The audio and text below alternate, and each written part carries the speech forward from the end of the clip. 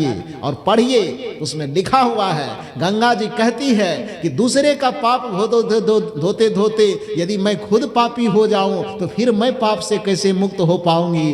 तब वहां पर ब्रह्मा जी कहते हैं कि हे बेटी, ये बात तो सच है कि दुनिया के लोग अपना पाप धुलवाने तुम्हारे अंदर आएंगे, और तुम्हारा डर भी सच है कि दूसरों का पाप धोते धोते तुम पापी हो भी जाओगी। लेकिन इसका समाधान मैं ये कर देता हूं कि दूसरे लोग डुबकी मार करके अपना पाप तुम में धोएंगे, और तुम जब पापी हो जाना, तुम किसी संत के चरण में छू लेना, तो तुम्हारे जीवन का पाप धुल जाएगा, तुम्हारे मन का ताप धुल जाएगा। कोई संत आ जाए, कोई गुरु आ जाए, कोई तपस्वी आ जाए, कोई ज्ञानी आ जाए, कोई ध्यानी आ जाए, तो तुम दौड़ करके उसके चरण को छू लेने की कोशिश करना। और किसी गुरु के, किसी तपस्वी, किसी साधनार्थी, किसी ध्यानी के चरण को तो छू ली, तो समझ लेना कि उनके चरणों को छूने से तुम्हारे जीवन का पाप दूर हो जाएगा। ये कथा मैं बना के कह रहा हूं। यदि आपको लगता है कि मैं बना के कह रहा हूं, तो मैं तो कह रहा हूं कि आप किताब लेके पढ़ लीजिए, और न पढ़ सकते तो अभी ये सर्च कीजिए, हम बैठे हैं, आप ही कीजिए विचार। यहां नहीं कर सकते तो घर जाके जरूर कीजिएगा और उसको पढ़िए। लोग कहते हैं कि सत्संग की, जब हम देवी देवता पूजवे करते हैं तो सत्संग की क्या जरूरत है, गंगा में डुबकी लगेवे करते हैं तो सत्संग की क्या जरूरत है। अरे सत्संग की जरूरत तुम्हें ही नहीं है, जिस गंगा में डुबकी आप लगाते हो उस गंगा को भी पवित्र होना पड़ता है। तो कभी न कभी सत्संग का चरण, संत का चरण छूना पड़ता है, तब जाकर के वो पवित्र होती है। तो जिस सत्संग की गंगा में, जिस संत के चरण को छूने पर गंगा भी पवित्र होती है, उस संत के चरण शरण में आप पहुंचेंगे तो फिर आपके जीवन के पाप ताप का क्या होगा, ये आप खुद विचार करके जरा सा देखिए। इसलिए कहा जाता है कि देवी और देवता की उपासना करने से बेहतर सबसे बड़ा देव गुरु के रूप में, संत के रूप में विराजमान है, उसके चरण शरण में बैठना चाहिए। तो इसलिए मैं राम जी की कथा कह रहा था, उसको पूरा कर दूं कि अधूरे में छोड़ दूं? कहाँ कथा में थे? राजा दशरथ जी कहाँ बैठे हुए थे? स्वर्ग में बैठे थे, सूक्ष्म शरीर में। हाँ, और वहां पर दुर्वासा ऋषि पहुंच गए हालचाल पूछने। दशरथ जी ने कहा कि दूसरे पीड़ा मिली, हमको मिली, हम समझ सकते हैं कि हम राजा हैं, कभी साम दाम दंड भेद नीति अनीति कुछ भी हो गया होगा हमसे, तो जिसके परिणाम में दंड मिला तो मेरी समझ में बात आती है। लेकिन राम जी ने क्या गलती की? बचपन से तो उसमें कोई गलती दिखाई ही नहीं दिया, फिर उसको दंड क्यों मिला? दुर्वासा ऋषि ने कहा कि राम जी के तुम एक जन्म को जानते हो, लेकिन किसी भी व्यक्ति के जीवन में कर्म का परिणाम एक ही जन्म का नहीं आता है। वो कर्म का भोग तब तक पीछा करता है तब जब तक उस भोग को भोग नहीं लिया जाता है, संपन्न तब तक नहीं होगा वो, चाहे लाख कुछ कर लो। तो कहा तब फिर कहा मैं बताता हूं। जिस समय वो विष्णु के रूप में थे तो एक बार देवासुर संग्राम हुआ, यहीं से कहानी छूट गई थी ना। देवता और असुर का संग्राम हुआ। तो देवता और असुर जब हम अब कहें तो बड़का बड़का दांत वाला तरफ नहीं जाइएगा। यहाँ देवता और असुर का मतलब इतना ही समझिएगा कि वो आपस में दोनों क्या है, भाई है। तो भाई का विवाद है, तो आपको हमको झुठला दिया गया देवता और असुर के नाम पे, लेकिन जो उनके सामने में होंगे वो देवता और असुर के नाम पे भटकेगा नहीं ना, वो नहीं भटकेगा। तो देवता और असुर का संग्राम हुआ, तो उसमें असुर जो होते थे बलवान होते थे, क्योंकि स्वाभाविक बात है जो शराब नहीं पिएगा तो बलवान होगा ना। यहाँ तो टीवी के सीरियल में दिखाया जाता है कि असुर लोग खूब शराब पीता है, खूब मन अल्टर सल्टर जीवन जीता, लेकिन ऐसा नहीं है। वेदों और शास्त्रों में असुर उसको कहा जाता है जो कभी शराब को हाथ नहीं लगावे, जो कभी सुंदरी के बहकावे में अपने मन और इंद्रियों को बहकने न दे, जिसके कारण से असुर क्या होते थे, बलवान होते थे, ताकतवर, उसके पास संपत्ति सुरक्षित रहती थी। लेकिन सूर जो थे, जो देवता कहलाते थे, वो बड़े आचरण से भ्रष्ट, विचार से भ्रष्ट, व्यवहार से भ्रष्ट, जिसके कारण उसकी तेज बच नहीं गई थी। यही कारण है कि किसी भी असुर से कोई देवता आमना सामना लड़ करके जीता है कभी? आमने सामने में कभी नहीं जीता है, कोई न कोई छल करके, कोई न कोई प्रपंच करके जीता है। यही कथा कहता है कि नहीं कहता है? तो परिणाम क्या हुआ कि देवासुर संग्राम जब हुआ तो इंद्र बड़े घबराए कि हम तो जीत नहीं पाएंगे। तो क्या किया, वो विष्णु जी के पास गए और विष्णु जी से सहायता मांगे कि हमको आप मदद कीजिए।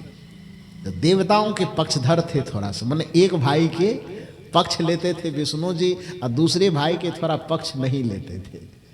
तो उसके बाद विष्णु जी कहे ठीक है, देवताओं की तरफ से हम लड़ने जाएंगे। लड़ने के लिए गए तो विष्णु जी के पास एक बड़ा अस्त्र था जिसको सुदर्शन चक्र कहते हैं, उसका मुकाबला कोई नहीं कर पाता था। तो जिधर वो रहेंगे तो भारी तो पड़ेगा ही। तो देवताओं के तरफ वो गए और लड़ाई करने में सुदर्शन चक्र चला करके लाखों असुरों का गर्दन काट दिए। तो जब असुर पराजित होने लगे, उसमें 2 ठो बचा, तो वो दोनों अपना जान बचाने के लिए भागे। भागते विष्णु जी पीछे से खदेड़ते जा रहे हैं। अब वो असुर जो बचा हुआ है वो भागते जा रहा है। युद्ध में जो लड़ते लड़ते थोड़ा लहूलुहान हो गए थे तो कुछ खून की बूंदें गिरते जा रहे थे जिस जिस रास्तों से वो भागते जा रहे थे। भागते भागते भागते आखिर में अपने प्राण बचाने के लिए जंगल में देखा कि एक कुटिया बनी हुई है। वो कुटिया किसकी थी? महर्षि भृगु की। किसकी कुटिया थी? भृगु ऋषि की कुटिया थी। तो भृगु ऋषि की कुटिया पर वो पहुंच गए भागते भागते। वहां देखे कि भृगु जी तो कोई है नहीं, भृगु जी की धर्म पत्नी बैठी हुई थी। वो कुछ माला जपती होगी या कुछ काम करती होगी, आश्रम पर बैठी थी, वृद्धावस्था थी। उस वृद्धावस्था में बैठ करके माला जप के सुमिरन ध्यान कर रही थी। अचानक वो जो असुर था वो भागते भागते एकदम लहूलुहान पसीने से लथपथ आया और चरण में गिर गया। भृगु ऋषि की जो पत्नी थी उसके चरण में माथा टेक करके गिर गए वो और कहते माता मेरी रक्षा करो। अब एक तो ऋषि की पत्नी है वो, अब उसको माँ कह रहा है तो उसके दिल में दया आएगी कि नहीं आएगी? माँ शब्द कितना प्यारा है। तो कहे माता मेरी रक्षा करो। तो हम और आप ना अभी जान रहे हैं कि असुर का मतलब खराब होता है, तो हमको लगेगा कि असुर आया तो भगा देंगे, लेकिन उस समय तो असुर खराब नहीं था ना।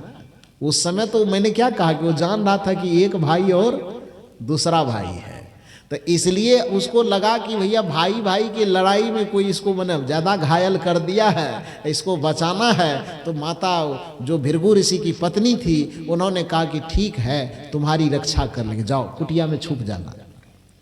तो गेट पर वो बैठी माला जप रही थी और गया प्राण बचवाने के लिए, तो इसको क्या कहा? कुटिया में जाकर के छिप जाओ और मेरे तरफ से तुम्हें आश्वासन है कि इस गेट पर जब तक मैं जिंदा बैठी हुई हूं, जब तक मेरी सांस चल रही है, जाओ तुझे वरदान देता हूं कि तुम्हारा कोई बाल बांका नहीं करेगा, जाओ कुटिया के अंदर जाओ। ये ठीक किया कि गड़बड़ किया?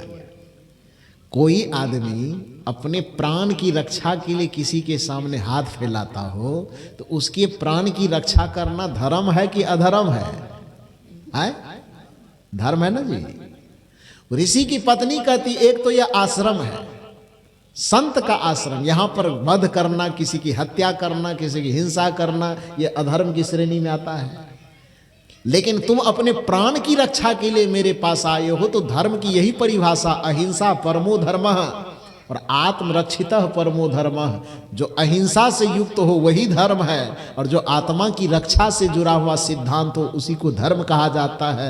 इस दृष्टिकोण से यहाँ तुमको मैं बचा करके आत्मरक्षा कर रही हूँ और दूसरा कोई तुम्हें मारे नहीं, इससे मैं अहिंसा धर्म का पालन कर रही हूँ। तो ये तो दोनों धर्म का हिस्सा ही है, इसलिए जाओ और निर्भय होकर के मेरी कुटिया में छिप जाना। छिपने का आदेश दे दिया। संजोग से उस असुर के शरीर से जो रक्त की बूंदें गिरी हुई थी, उस बूंद को देखते देखते पीछे से विष्णु जी भी सुदर्शन घुमाते घुमाते आ गए, क्योंकि वो भी तो पीछे से खदेड़ते आ ही रहे थे। तो खदेड़ते खदेड़ते आए और देखा कि इस कुटिया के अंदर ही खून की बूंदें जा रही है, लेकिन ये किसी का घर है तो अचानक तो चले नहीं जाएंगे। तो गेट पर जो भृगु जी की पत्नी बैठी थी उससे पूछे विष्णु जी कि एक दानव भागते भागते इधर आया है। भृगु ऋषि की पत्नी निर्भय होकर के कहती हाँ आया है। कहाँ है वो? का कुटिया के अंदर उसको बैठाए हुए। कहा निकालो उसको। भृगु जी की पत्नी ने कहा कौन है आप? विष्णु जी से पूछती है कौन है आप? कहा मैं विष्णु। पहचानती भी होगी ना थोड़ा, उसका तो मनोबल तोड़ने के लिए पूछ रही है कि कौन है आप? कहा मैं विष्णु जी। कहा कहाँ रहते हैं? विष्णु लोक में। तो कहा दादागिरी यहाँ क्यों दिखा रहे हैं, ये प्लॉट आप ही का है। विष्णु नाम है आपका, विष्णु लोक में घर है आपका, ये रंगदारी जो दिखा रहे हैं घर में से निकालो उसको। तो अपनी दादागिरी अपनी रंगदारी विष्णु लोक में दिखाइएगा। ये किसकी कुटिया है? कहा भृगु जी की। मुझे पहचानते हैं? कहा नहीं। कहा मैं भृगु जी की पत्नी हूँ। भृगु जी अभी कुटिया में नहीं है, वो किसी काम से बाहर गए हैं। मैं यहाँ पर, यहाँ की मालिक मैं हूँ। मेरे घर के अंदर कौन आए हैं, किस रूप में उसको मैं रखा हूँ, डायरेक्ट आप कह रहे कि घर से निकालिए। कौन है आप? क्यों निकालूं? नहीं निकालूंगी। विष्णु जी उस समय क्रोध में थे, और जब व्यक्ति के अंदर क्रोध की अग्नि भड़कती है तो सही गलत का निर्णय हो पाता है। गीता कहती है कि क्रोधाद भवति सम्मोह, सम्मोहात स्मृति विभ्रमः, स्मृति भ्रंशाद बुद्धि नाशो, बुद्धि नाशात प्रणश्यति। कि जिसके अंदर क्रोध की अग्नि धधकने लगती है तो उसमें बुद्धि विवेक विचार चिंतन सब चीज जल करके खाक हो जाता है। और जिस क्रोधाग्नि में जिसका बुद्धि विवेक जल गया उसके सर्वनाश को इस धरती पे कौन रोक सकता है? कोई रोकेगा? विष्णु जी के अंदर क्रोध की जो ज्वाला धधक रही थी, भृगु जी की पत्नी से कहता है कि आप उसको निकालेंगे कि नहीं? भृगु जी की पत्नी कहे नहीं निकालेंगे। एक तो ऋषि का आश्रम है, और दूसरा मैं उसको वरदान दे चुकी हूँ कि जब तक मेरी सांस चल रही है तुम्हारा कोई बाल बांका करेगा नहीं। तो इस वजह से आप इस कुटिया से निकल करके बाहर जाएगा ना, तब आप उसको मार दीजिएगा कि काट दीजिएगा कि जो करना होगा वो कर लीजिएगा।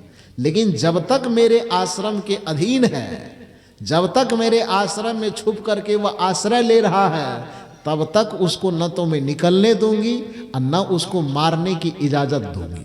आप यहाँ से अभी क्रोध में हैं, यहाँ से चले जाइए, फिर बाद में आप लड़ाई झगड़ा कीजिएगा। यहाँ लड़ाई झगड़ा करने वाला स्थान नहीं है। तो भृगु जी की पत्नी ठीक कही कि गलत कही? ठीक कही ना। ये समझा बुझा करके उसके गुस्सा को शांत करना चाहते थे, लेकिन जितना, एक तो पहले से क्रोध में पागल है वो, इनके समझाने से उसके क्रोध शांत होने के बजाय क्रोध की ज्वाला और धधक रही थी। तो धधकते धधकते उसने कहा कि थोड़ा अपशब्द कह करके कहा कि उसको निकालने कहते तो निकालोगे कि नहीं? उन्होंने कहा मैं नहीं निकालूंगी। बस क्रोध की भड़की ज्वाला के कारण विष्णु जी अपना सुदर्शन निकाले, और उस सुदर्शन से पहले भृगु जी के पत्नी का गला क्या किए? काट दिए। विष्णु जी ठीक किए कि गलत?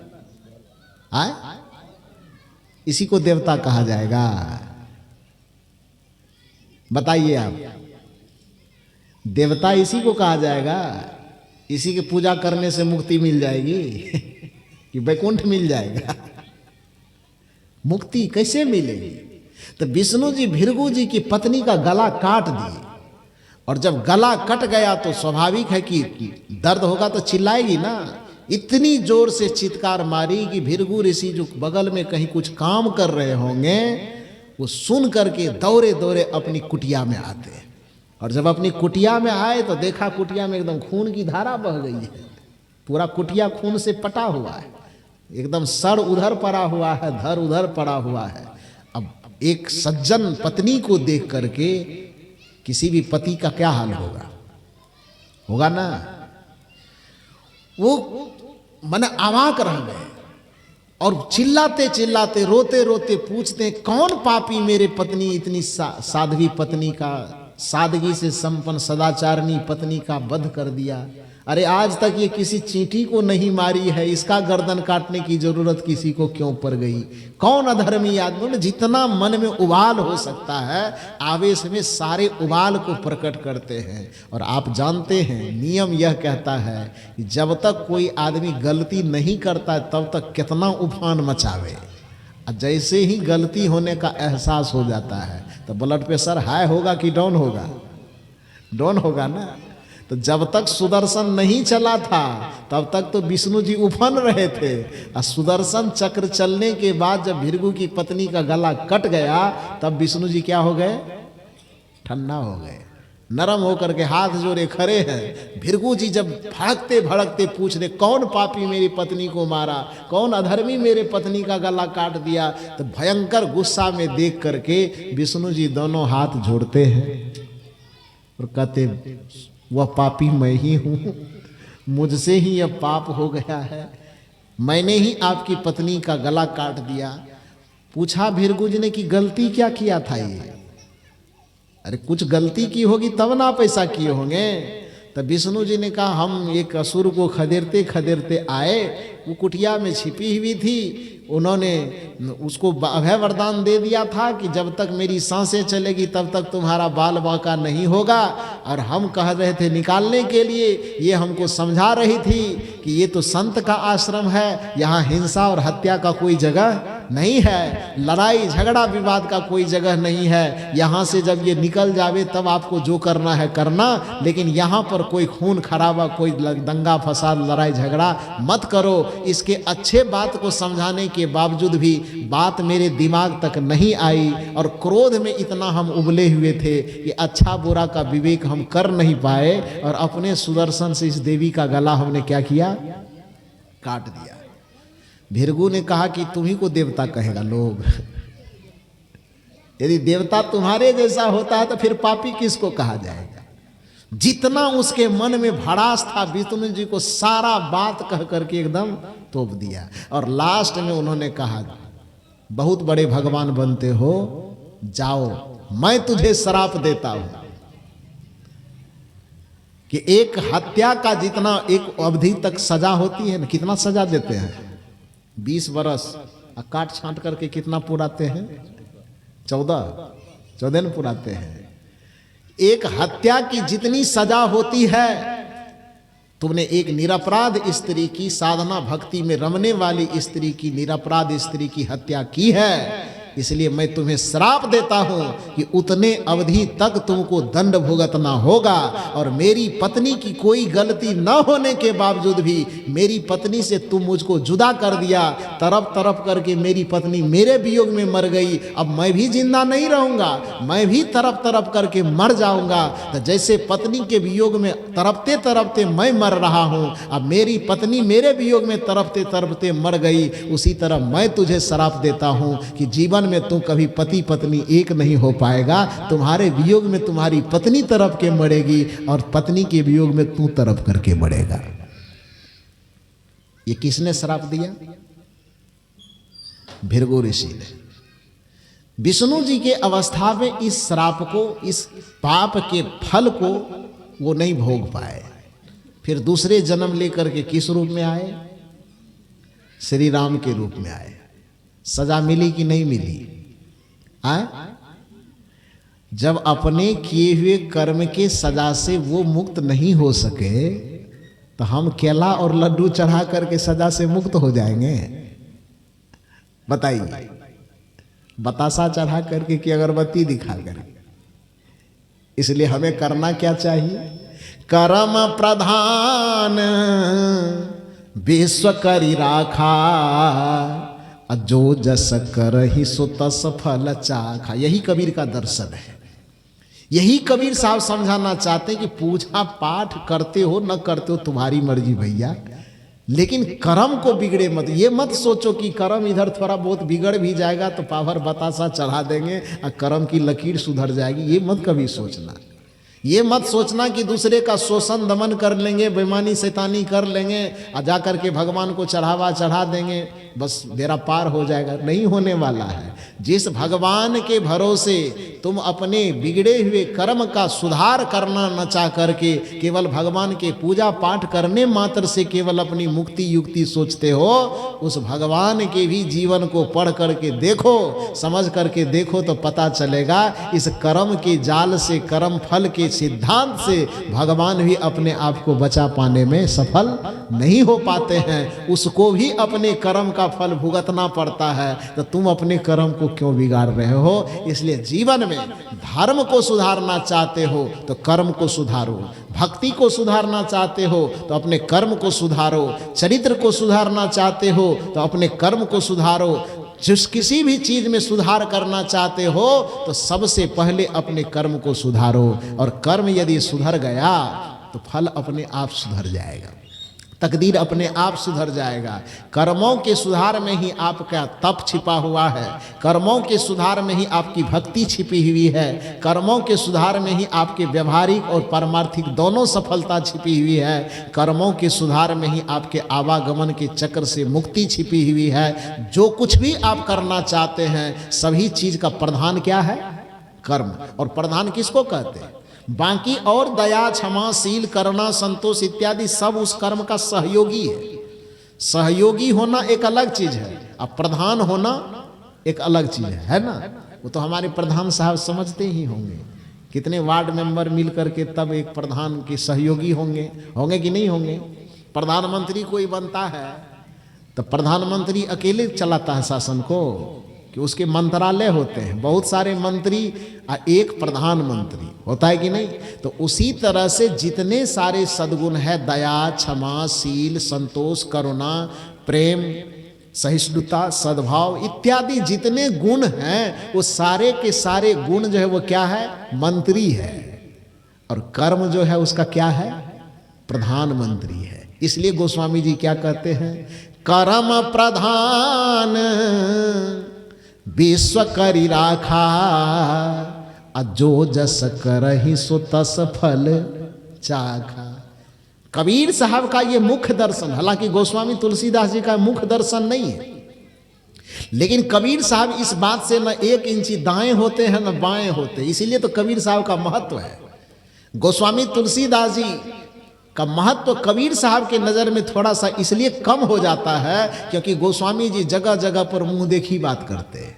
कबीर साहब कभी किसी की मुंह देखी बात नहीं करते। कबीर का कहना है कि मैं सच्चे पथ का राही हूं, कह सकता दिन को रात नहीं, ईमान बेच दूं टुकड़ों पर यह मेरे बस की बात नहीं। जो सच्चे पथ के राही होते हैं अपने ईमान से डगमगा नहीं सकता। जो कह रहा है तो चाहे यहाँ कहना पड़े कि वहाँ कहना पड़े कि वहाँ कहना पड़े, हर जगह एक ही बात पे अडिग हो, उसी को सिद्धांतवादी कहा जाता है। लेकिन जो यहाँ पर कुछ और बोले, दूसरे जगह कुछ और बोले और तीसरे जगह कुछ और बोले, उसको सिद्धांतवादी नहीं कहा जाता, उसको चापलूस कहा जाता है। कहा जाता है कि नहीं? गोस्वामी जी अपने शास्त्र में ये चापलूसी करते हैं।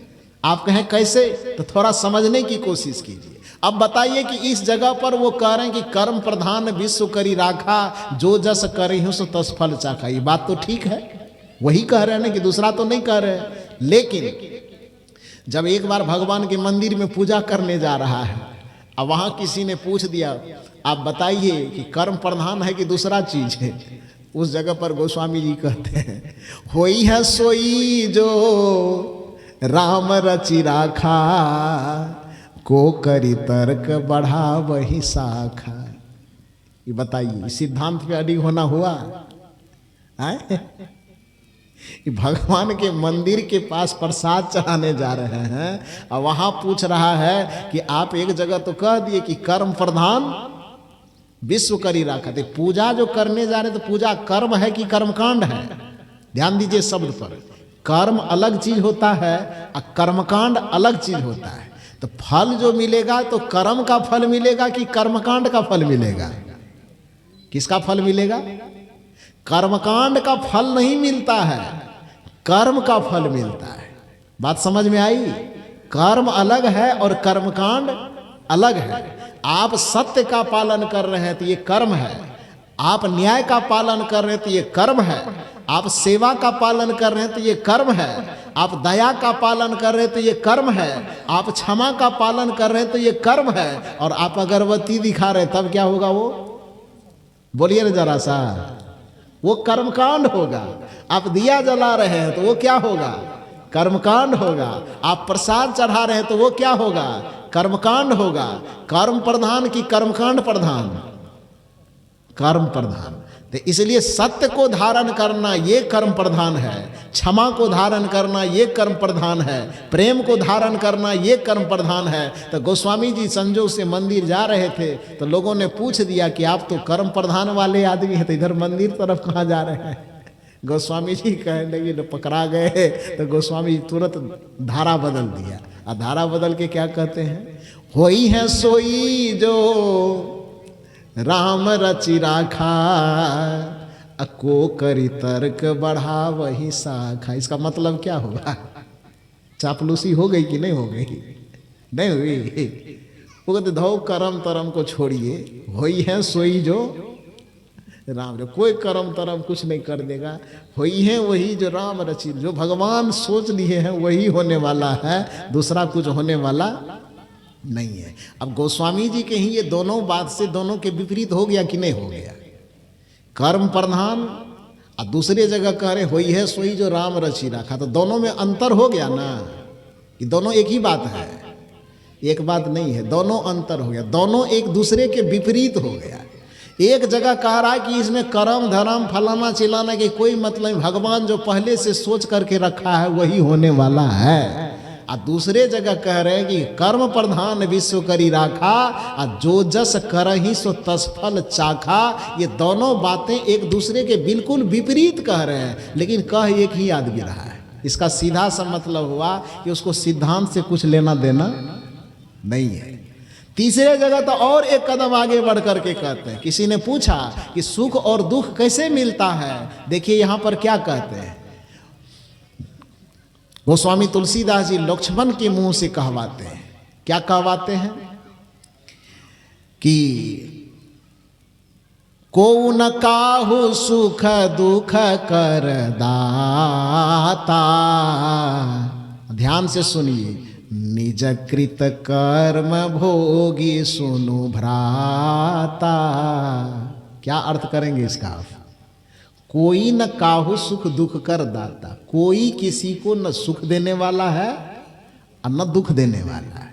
कोई न काहू, न ऊपर वाला न नीचे वाला, न मंदिर वाला न तीर्थ वाला न बुरत वाला, कहीं वाला नहीं। कोई न काहू सुख दुख कर दाता, कोई किसी को सुख और दुख देने वाला नहीं है। तो फिर प्रश्न होता है कि सुख और दुख मिलता कैसे है? तो निज कृत कर्म भोगी सुनु भ्राता, मतलब निज मने खुद के द्वारा, कृत मने जो किया गया है।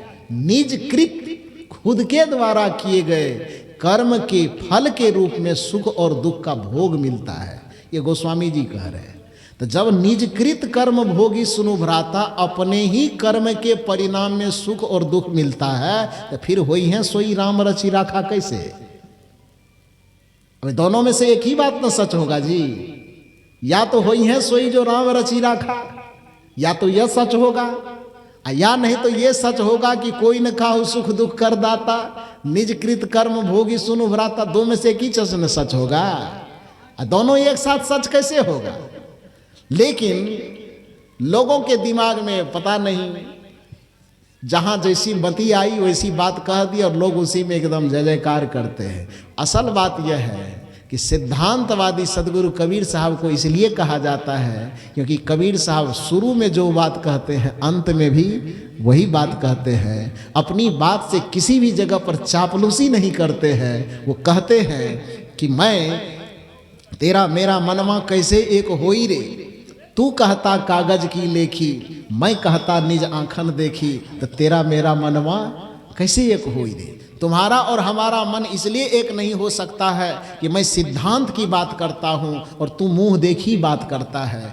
अब जिसको देखता है कि कोई भगवान को मानने वाला है तो वहाँ अलग फार्मूला लगा देता है, देखता है कि कर्म को मानने वाला है तो यहाँ अलग फार्मूला लगा देता है। तो जिस आदमी की विचारधारा चार जगह पर चार तरह का हो जाए उसको सिद्धांतवादी नहीं कहा जाता है। कबीर डंके की चोट पर कहते हैं कि करो बहिया बल आपनी छार बिरानी आस, जाके आंगन नदी बहे सो क्यों मरे पियास। और दूसरी जगह ये कहते हैं कि कबीर करे बुराई सुख चाहे कैसे पावे कोई, कोई भगवान की कृपा से बबूल का बीज लगा करके आम का फल नहीं फला सकता। किसी भगवान की कृपा में ये सामर्थ्य नहीं है कि कोई धतूरा का बीज लगा करके धान का फसल काटेगा, कहां से होगा।